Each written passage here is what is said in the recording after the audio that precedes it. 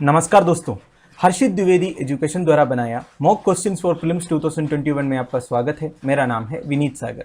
10 मई 2021 का important questions check करते हैं। Question number 1, recently Indian prime minister participated in the India European Union leaders meeting. Consider the following statements which are correct.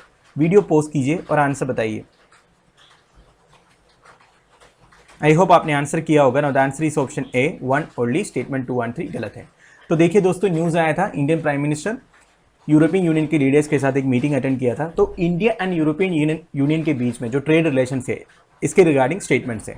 आप देखिए, European union is India's largest trading partner while India is European unions 9th largest trading partner. देखिए, India के हिसाब से European union जो है 2019-20 की अगर डाटा लेंगे तो लार्जेस्ट ट्रेडिंग पार्टनर था। यूरोपियन यूनियन मतलब यूरोपियन यूनियन में जितने कंट्रीज है सब मिला के, ठीक है।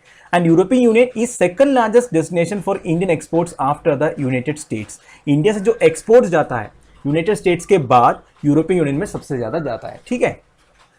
Ahead of 15th Indian European Union summit जो 2020 में हुआ था, both sides of finalize civil nuclear cooperation agreement after 13 years of negotiations. इससे हमें यह पता चलता है कि इंडिया एंड यूरोपियन यूनियन के बीच में सिविलियन न्यूक्लियर कोऑपरेशन एग्रीमेंट भी है, ठीक है। लास्ट ईयर जो समिट हुआ था 15 इंडिया यूरोपियन यूनियन समिट, तब ये फाइनलाइज भी किया था।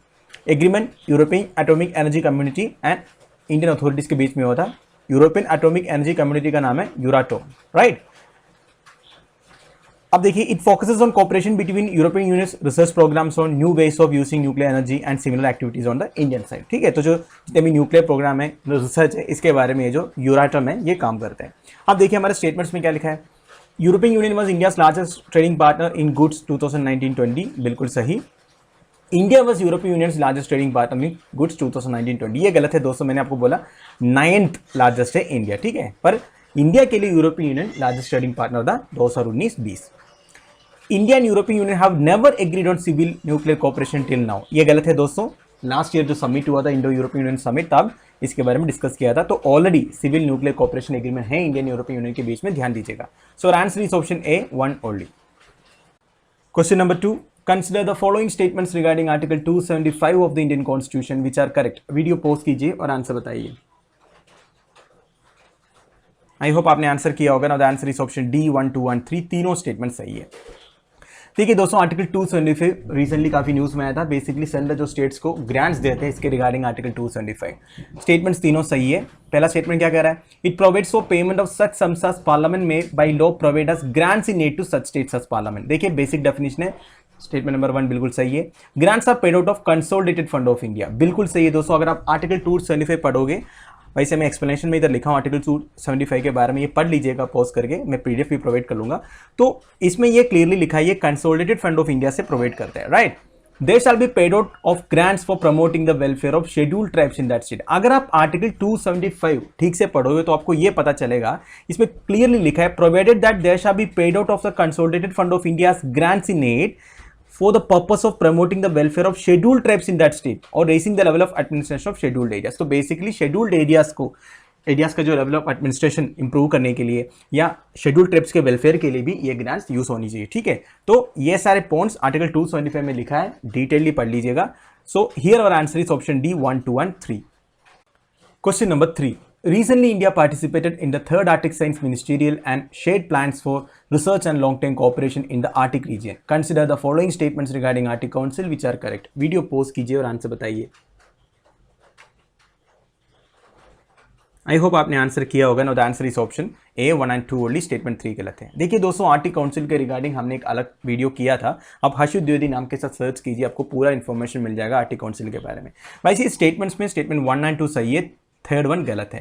पहले समझ लेते हैं आर्टिक काउंसिल के बारे में ब्रीफली। देखिए, it is a leading inter governmental forum promoting cooperation, coordination and interaction among the Arctic states. देखिए, आर्टिक रीजन में जितने कंट्रीज आते हैं या जिन कंट्रीज के थोड़ा सा पार्ट भी आर्टिक रीजन में है, उनके बीच में एक कोऑपरेशन या कोऑर्डिनेशन या इंटरेक्शन के लिए बनाया है एक आर्टिक काउंसिल जो है। This is an inter governmental forum, ठीक है, गवर्नमेंट्स के बीच में एक फोरम है, ये ध्यान दीजिएगा। ये एस्टैब्लिश किया था 1996 में। तो ये बनाया किस लिए, देखिए Arctic indigenous peoples and other Arctic inhabitants on the common Arctic issues, in particular on issues of sustainable development and environmental protection in the Arctic. देखिए आर्टिक रीजन में जितने इंडिजिनियस लोग रहते हैं, आर्टिक इनहैबिटेंट्स है, और सस्टेनेबल डेवलपमेंट कराने Arctic reason का, उधर के एनवायरमेंट का प्रोटेक्शन करवाना, ये सब इसके मेन ऑब्जेक्टिव आप बोल सकते हो। ठीक है, आप देखिए 1996 में एस्टैब्लिश किया था, ध्यान दीजिएगा। And Ottawa declaration defined the states as members of the Arctic council. आप देखिए ओटावा, कनाडा में ओटावा है, ओटावा में एक डिक्लेरेशन हुआ था, तब ये members of Arctic council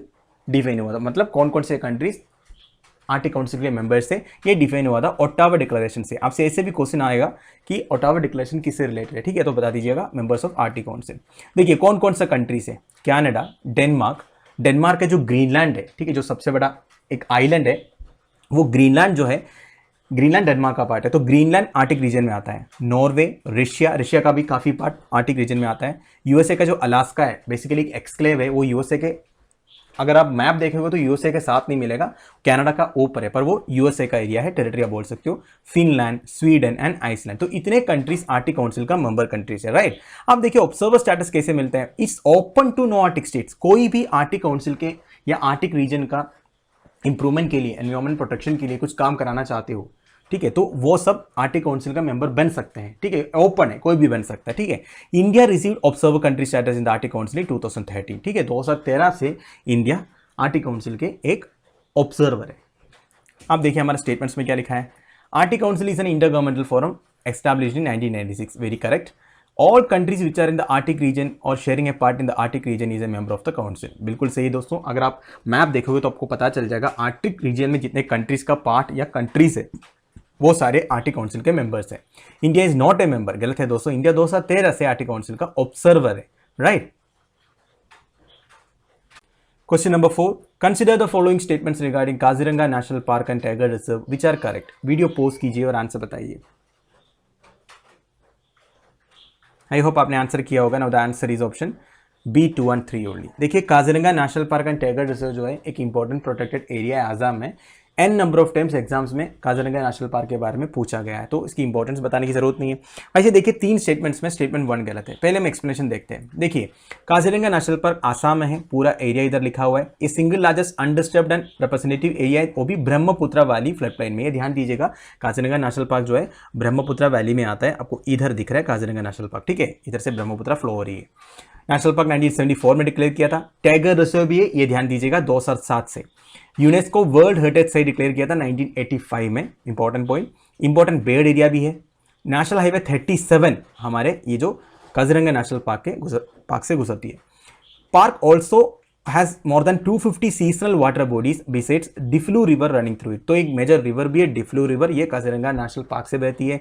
and come से कम 250 सीजनल वाटर बॉडीज है, मतलब हर सीजन में पानी नहीं रहेगा, इतने वाटर बॉडीज भी काजीरंगा नेशनल पार्क में हैं। अब हमारे स्टेटमेंट्स में क्या लिखा है, it is the northern most national park located in Assam covering area of so much. देखिए एरिया सही लिखा है पर नॉर्थर्न मोस्ट नहीं है।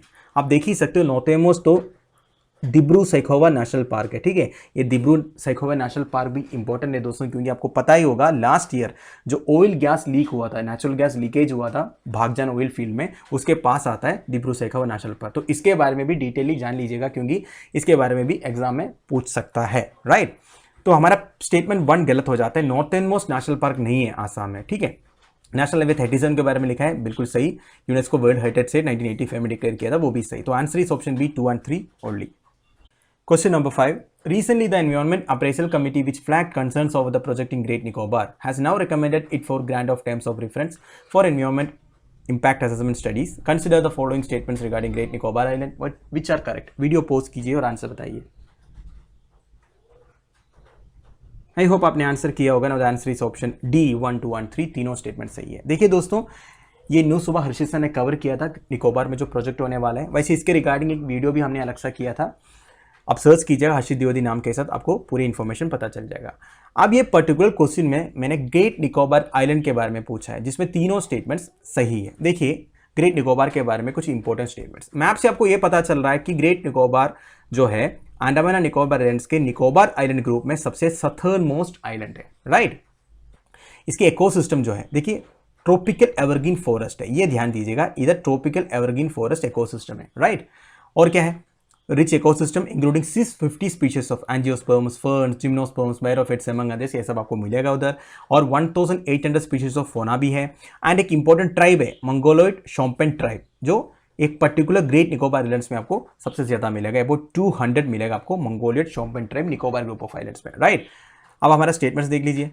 Great Nicobar is the southernmost island, बिल्कुल सही। मंगोलियड शोम्पेन ट्राइब के बारे में लिखा है, ये भी ग्रेट निकोबार आइलैंड की एक स्पेशलिटी है। And great Nicobar biosphere reserve encompasses a larger part of the island of great Nicobar. देखिए दोस्तों, ये जो सदर्न मोस्ट आइलैंड है निकोबार ग्रुप में, ग्रेट निकोबार आइलैंड, उधर एक बायोस्फीयर रिजर्व भी है।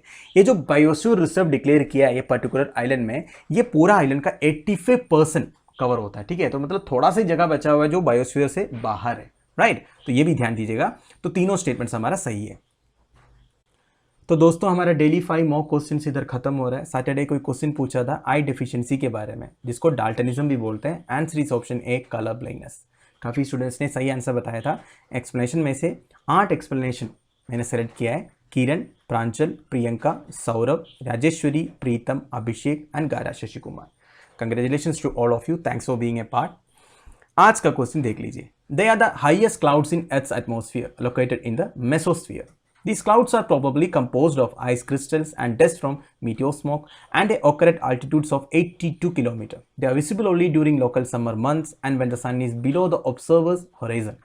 But while these very high clouds are still in sunlight, about which types of clouds the statement refers to? इस क्वेश्चन का आंसर आप मुझे कमेंट बॉक्स में बता दीजिएगा। तो दोस्तों ये वीडियो मैं इधर फिनिश कर रहा हूँ। आई होप आप लोगों को कुछ सीखने को मिल रहा है मेरी वीडियो से। अगर ऐसा है तो मैक्सिमम शेयर कीजिएगा दोस्तों के साथ। आप लोगों की वैल्यूएबल सजेशंस एंड कमेंट्स जो है आप मुझे कमेंट बॉक्स में बता दीजिएगा। काफ़ी कमेंट्स मुझे आ रहा है, काफ़ी लाइक्स आ रहा है, व्यूज़ भी धीरे धीरे बढ़ रहा है, बहुत अच्छा लग रहा है। Thanks for being a part. Lecture की PDF एज यूजुअल आपको टेलीग्राम चैनल में मिलेगा, जिसका लिंक नीचे प्रोवाइडेड है। Thank you for watching, bye bye, have a nice day.